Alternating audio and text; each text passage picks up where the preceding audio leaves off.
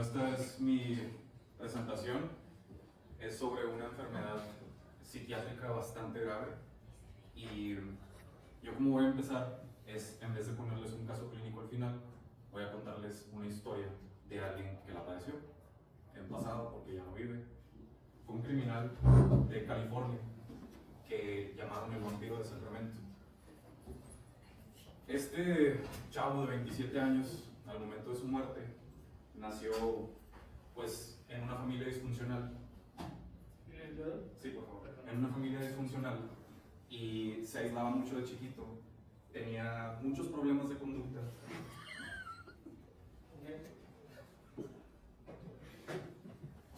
Y comenzó a mostrar ideas paranoias a lo largo de su crecimiento, ideas paranoicas. Entonces, la idea central que él manifestaba era que sus órganos estaban en un constante estado de descomposición. O sea, tenía una idea muy retorcida y sin fundamentos. Y para solucionar este problema, él lo que trataba de hacer era consumir sangre. Por eso le llaman el vampiro exactamente. Adelante. Ok, ya para los 26-27 años mató a un señor que se llamaba Ambrose Griffin enfrente de su esposa con un rifle calibre 22. Y este asesinato detonó una compulsión homicida de Richard Chase, que es el vampiro. Y subsecuentemente de esto comenzó una serie de asesinatos, todo para conseguir sangre, para poder sanar sus órganos que según él se iban a descomponer. Y adelante. Y bueno, al final de cuentas fue capturado después de una super atrocidad que cometió, que fue meterse a una casa, dispararle a un niño y saliendo corriendo su tía y su primo, a los cuales también les disparó. Bueno, le disparó a su primito, y luego a la señora pues la atacó. La atacó porque ella queda en estado de shock cuando ve a su hijo pues sangrando en el piso. La ataca, la mutila y hace lo que él hacía, que era beber la sangre y pues consumir su hígado, etc. Entonces, en el fondo de todo esto, se lleva a un bebé que estaba llorando, y a este bebé lo encuentran unas semanas después, consumido parcialmente. Y el FBI crea un perfil de la persona que pudo haber hecho esto, y finalmente dan con él, con su apartamento, y en su departamento hay sangre de las víctimas y balas que coinciden con las de las víctimas. Entonces, esa fue la forma en la que lo cacharon, pero a pesar de tener un diagnóstico de enfermedad mental, le dieron pena de muerte. Adelante.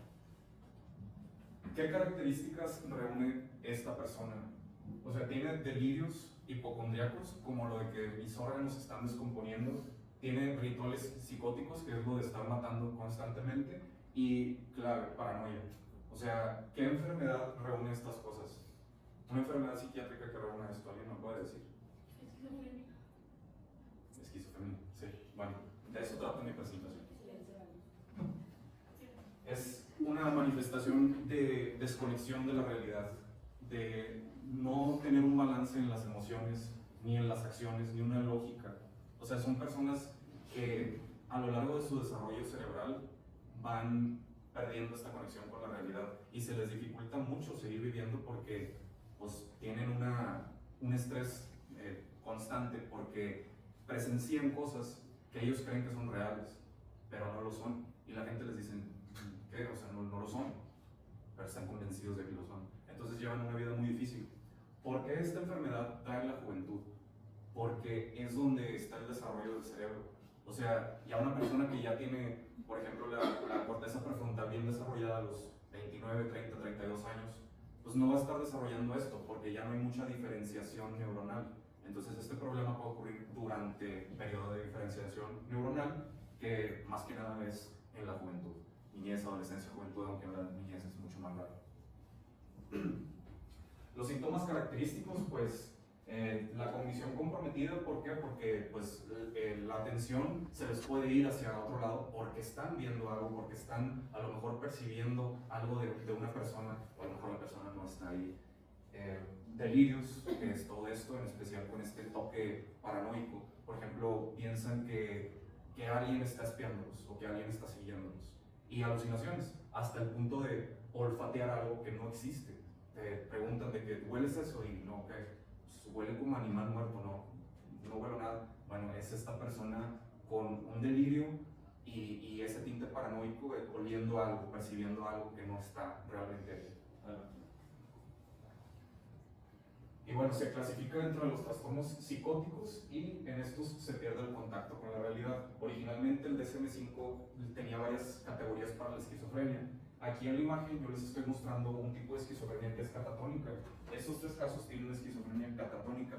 ¿Qué es esto? Estas personas entran en un lapso mental en el que están como en una pausa, como en un stand-by, por tiempo indefinido, pero por alguna razón hacen un movimiento muscular y se quedan así, paralizados. Entonces, imagínense de que alguien hace una forma así como de crucifijo y se queda así indefinidamente hasta que los músculos van cediendo. La persona no es la que está conscientemente decidiendo moverse a posición de reposo, es porque los músculos pues ya se están cansando.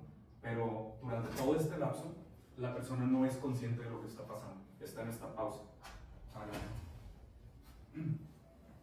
Y bueno, existe el concepto en las enfermedades psiquiátricas de síntomas positivos y síntomas negativos. Los positivos son síntomas en los que la persona está viviendo cosas adicionales a las experiencias normales. Por ejemplo, lo de oler algo que no existe, o de ver algo que no hay, o de pensar algo, ¿no? que le están diciendo algo, escuchar algo, pero nadie le está hablando. Estas son experiencias añadidas, es una realidad aumentada. Entonces, esto es un síntoma positivo. El síntoma negativo se refiere a lo contrario. Por ejemplo, le puedes decir a la persona, te ganaste la lotería y no reacciona. O sea, tiene una apatía total, tiene anedonia, no tiene respuesta ante estímulos. Esto es síntoma negativo. Obviamente puede haber una mezcla de síntomas en este tipo de enfermedades. Y bueno, la prevalencia. Aproximadamente 1% de la humanidad tiene esquizofrenia. Pero estos son los esquizofrénicos pues, que están, digamos que, contabilizados. Entonces, probablemente sea más de 1%. Pero ¿por qué no vemos a una persona esquizofrénica de 100 personas en la calle?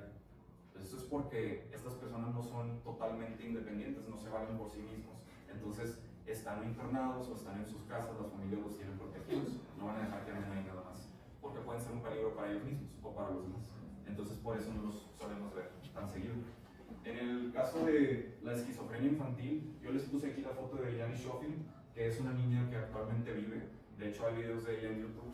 Y esta niña tuvo la desgracia de nacer con esquizofrenia. Ella no lo desarrolló, así nació. Y eso es rarísimo. Hasta 1 de cada 100,000 niños nace con esto. O sea, es así de raro. Y en los videos se alcanza a ver cómo desde bebita la tienen en brazos y con la mirada sigue cosas de un lado a otro, en un cuarto donde no se está moviendo absolutamente nada, pero ella le está prestando atención así muy activa a cosas. Y los papás pensaban que simplemente era normal en los bebés, y de niña tuvo muchos amigos imaginarios y los papás pensaban es normal, es una niña, pero estos amigos nunca se fueron e incluso le decían cosas amenazantes y tomaban nombres como de horas, como ella es 11, ella es 24 horas, él es 14. Y sus papás lo que hicieron, porque tenía un hermano chiquito, para que no hubiera conflicto entre ellos, es de que rentaron un departamento uno enfrente del otro, para un papá irse con el hermano a un departamento y otro quedarse con la niña, y se podían ver desde el balcón, porque la niña era muy impredecible, entonces no podían arriesgar al niño chiquito, o sea que algo pasara. Entonces los casos de esquizofrenia infantil son muy pesados, muy difíciles, y a pesar de medicarlos, es muy difícil controlar los síntomas.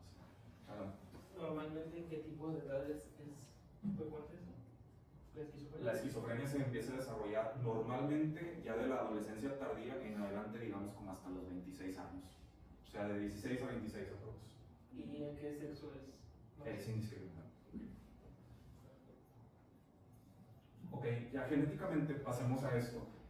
Si hay un padre o madre, o sea, uno de los dos progenitores con la enfermedad, automáticamente tiene un 10% aproximadamente de que el hijo la tenga. Y si los dos la tienen, ya tienen el 50%. Y esto es porque, bueno, se han identificado genes que hacen a la persona susceptible.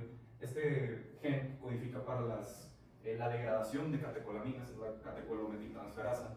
Si no está funcionando bien, hay catecolaminas como la dopamina que se van a juntar, se van a acumular mucho en zonas del cerebro en donde van a causar síntomas positivos, como la amígdala. Entonces, si hay una hiperestimulación de dopamina en la amígdala durante tanto tiempo, porque simplemente la persona no tiene suficiente de esta enzima o no funciona bien la enzima, pues, ¿qué va a pasar? Si la amígdala es responsable de los miedos, de emociones, algo de manejo de estrés también, pues va a tener alucinaciones de pánico, delirios persecutorios, etc., características esquizofrénicas. Entonces, por eso los errores en estos genes se relacionan mucho con las psicopatías.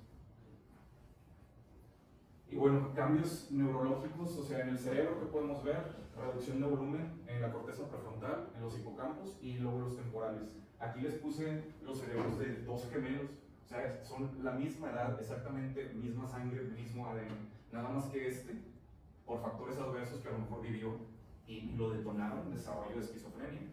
¿Y cuál es la diferencia? Bueno, se alcanza a ver más hueco, o sea, hay más cavidad aquí, por lo tanto hay menos masa gris, que aquí es roja, pero masa gris, materia gris, hay menos en el gemelo esquizofrénico.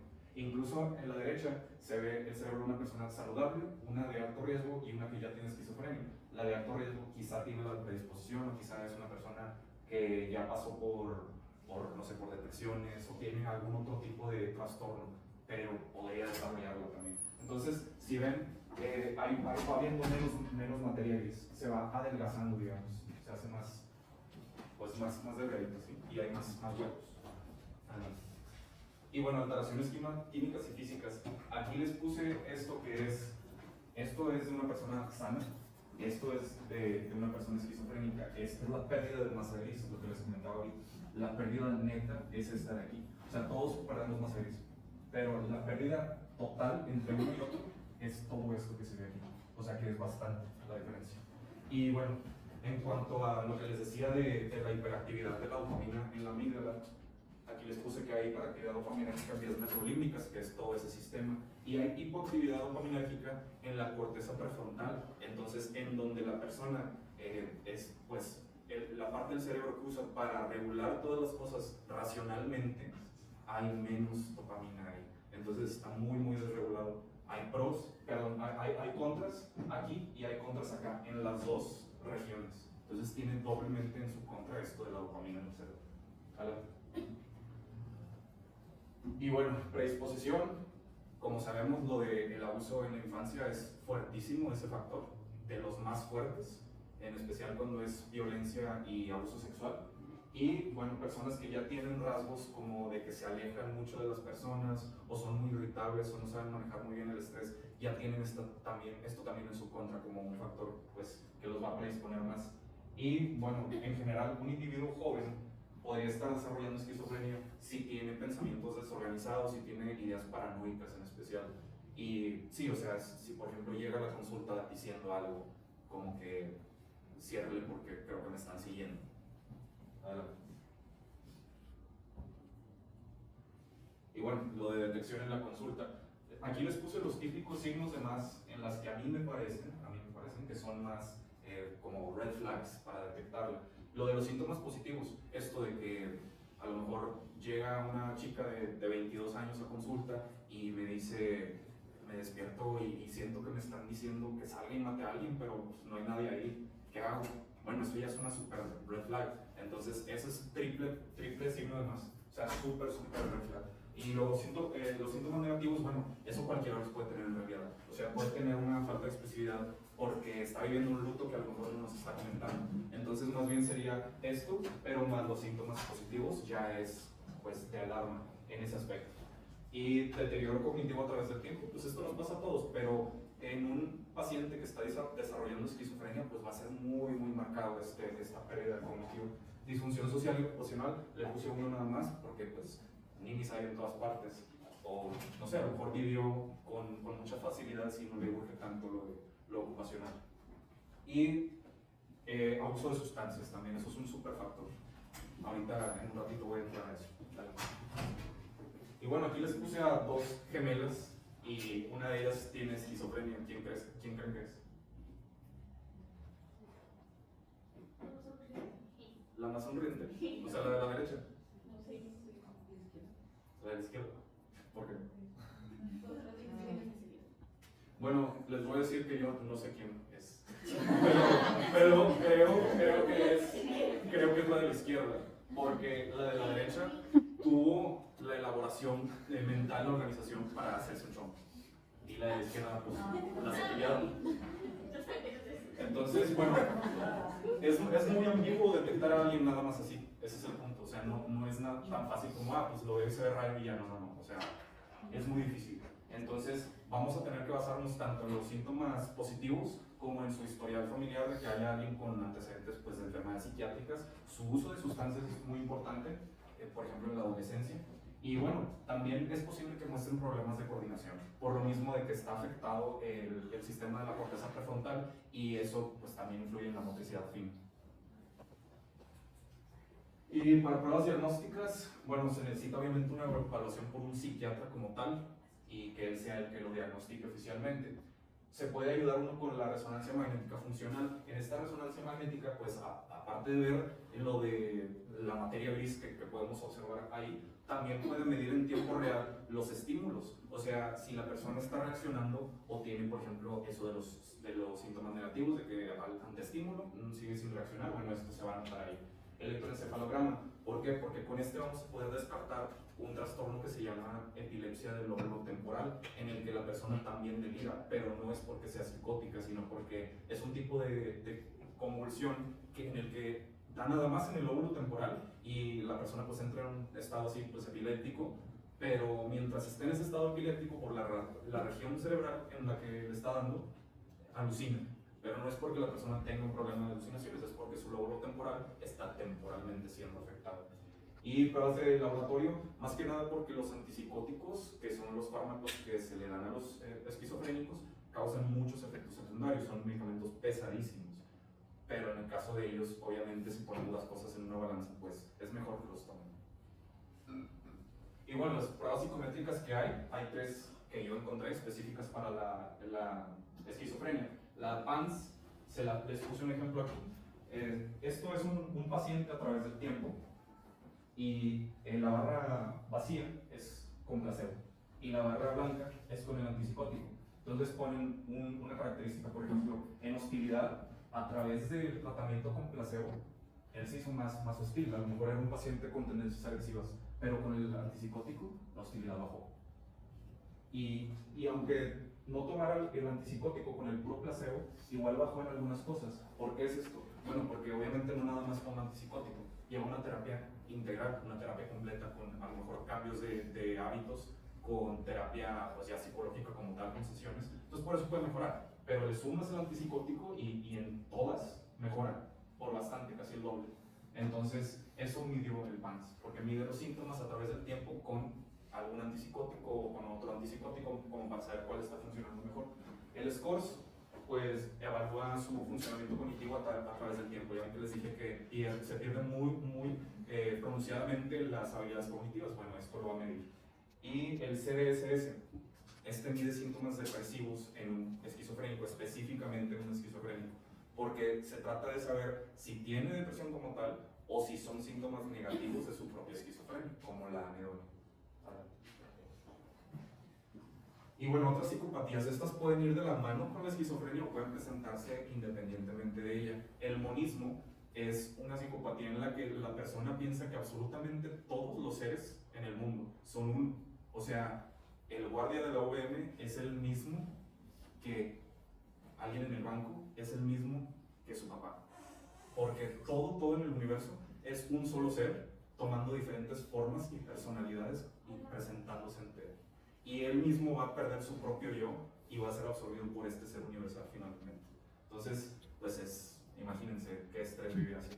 Y el Capgras, el síndrome de Capgras es en el que la persona piensa que todos alrededor de él, en especial la gente cercana, ha sido reemplazada por dobles idénticos. O sea que su perro ya no es su perro, se lo robaron y le pusieron a un impostor. Su esposa ya no es su esposa, es una impostora. Entonces, esta persona empieza a crear mucho coraje contra estos impostores, al grado de que probablemente vaya a destruir sus relaciones por este pensamiento que tiene. Pero está convencidísimo de que todos son falsos y que están conspirando contra él. Pues también es un gran sufrimiento. Y bueno, ahora sí pasamos a lo de las drogas.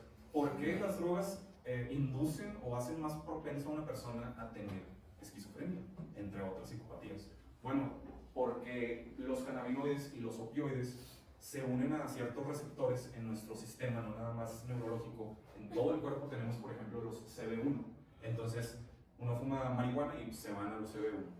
Nada más que cuando se van a los CB1, hacen esta desregulación también de su funcionamiento, que si esto ocurre de manera prolongada durante el desarrollo neurológico, pues puede quedar así la persona, o sea, puede quedar deficiente en estos sistemas.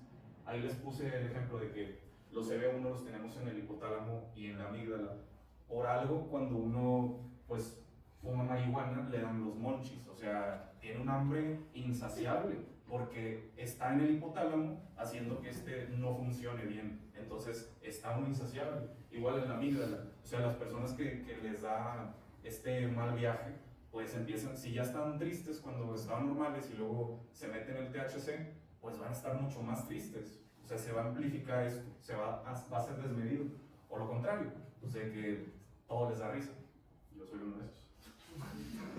Y bueno, las drogas que terminan con ina, como la cocaína, etcétera, heroína, ya interfieren con el sistema endógeno, como mu, kappa, todo esto delta, y el sistema de recompensa se ve tan afectado que, por ejemplo, si la persona no tiene su dosis de cocaína, no le encuentra sentido a las cosas, o sea, necesita eso para volverlo a sentir, y cada vez va a necesitar más y más y más, está mal acostumbrándolo. Entonces, no es lo mismo que una persona pruebe algo de esto o que lo haga los fines de semana cuando tiene mi edad a cuando tiene 15 o 16 años. Entonces, un adolescente todavía es muy delicado en ese aspecto porque no se termina de desarrollar su sistema neurológico. Entonces, estas drogas van a súper afectarlo en ese aspecto. Por eso hay que evitar en la adolescencia el consumo de las drogas. Y bueno, el equipo multidisciplinario va a ser bastante amplio, psiquiatra, que es el principal porque le hace el diagnóstico, le receta los fármacos y lo monitorea. El psicólogo clínico, que es el que va a estar platicando con él, viendo que, o sea, se le va a hacer una terapia conductivo-conductual. Esto, pues, se busca siempre hacerlo. Y más que nada para que este terapeuta pueda ver qué es lo que esta persona tiene, o sea, qué miedos tiene, qué es lo que está alucinando y poder como que cambiarle su pensamiento para que no sienta tantos miedos ante estas cosas que está imaginando. Y bueno, el enfermero psiquiátrico, usualmente los esquizofrénicos, pues en su casa tienen a un enfermero, o están internados y hay enfermeros psiquiátricos, entonces ellos pues siempre son de ayuda. Y trabajador social, para que se reintegre de manera social en caso de ser posible. Nutriólogo, porque en base a la dieta pues se pueden hacer muchas mejorías en los trastornos psiquiátricos. Terapeuta ocupacional, en caso de, por ejemplo, que pueda llegar a trabajar esta persona. Y bueno, lo más importante, el círculo, el núcleo familiar de la persona, que es su apoyo moral. En cuanto al tratamiento, los antipsicóticos como la olanzapina o antidepresivos como el Risperdal son de primera línea para los esquizofrénicos. La terapia conductivo-conductual, como les había dicho, para tratar lo que lo está quejando y tratar de aminorarlo. Y la psicoeducación, en especial para la familia, para que puedan saber cómo reaccionar ante sus comportamientos y qué no hacer, qué hacer y qué no hacer, ¿no? En general. Y bueno, entrenar a esta persona ya que esté mostrando mejoría para que pueda funcionar mejor socialmente. Y bueno, existe algo que se llama estimulación magnética transcranial, que en base a ondas electromagnéticas se puede modificar el comportamiento de los neurotransmisores. Por ejemplo, en un esquizofrénico con catatonia, inducir mayor excitabilidad, ¿no? y bajar más los neurotransmisores inhibitorios como el GABA. Y bueno, adherencia a un programa alimenticio saludable, ejercicio y buenos hábitos de sueño. Esta triada de características, de elementos, es clave en todas las enfermedades psiquiátricas, en todas, o sea, eso es importantísimo en casi todas las enfermedades, y yo creo que en todas las psiquiátricas. Y bueno, finalmente, ¿qué es esto de que la dieta puede estar relacionada con la mejoría psicológica y psiquiátrica? Bueno, se ha demostrado, un doctor que se llama, un psiquiatra que se llama Christopher Padler, hizo un experimento clínico en el que de aproximadamente cada 10 esquizofrénicos, 7 mejoraban en base a una dieta cetogénica. Entonces esto se puede aplicar de manera clínica para ayudar a estos pacientes. ¿Por qué pasa esto? Bueno, porque la esquizofrenia ocurre también, o sea, adicional a los factores que la predisponen, también ocurre como un trastorno metabólico del cerebro, porque las neuronas, al no poderse comunicar bien, a raíz de no poder funcionar bien con el combustible, con la glucosa, si uno les da un cuerpo cetónico, como es el caso del beta-hidroxibutirato, que fabrica el hígado en ausencia de carbohidratos, bueno, las neuronas ahora van a tener un combustible que sí pueden usar, porque a lo que son resistentes es a la glucosa, pero no a usar combustible. Entonces les das un cuerpo cetónico y estas personas empiezan a funcionar. Entonces en 7 de cada 10 más o menos es en que se ha visto en que funciona esto. Adicionalmente a esto de los cuerpos cetónicos existe también el concepto de la inflamación cerebral. Y esto puede ocurrir también por la dieta, porque un microbioma o sea, una disbiosis en el microbioma puede hacer que existan muchos lipopolisacáridos pasando a través de la barrera intestinal y la barrera hematoencefálica y causando una inflamación constante en el cerebro. Entonces, mejorar la integridad intestinal y mejorar las poblaciones de microbios y por ende, qué cosas están haciendo estos microbios, pues también eventualmente mejora al paciente. Y bueno, eso es.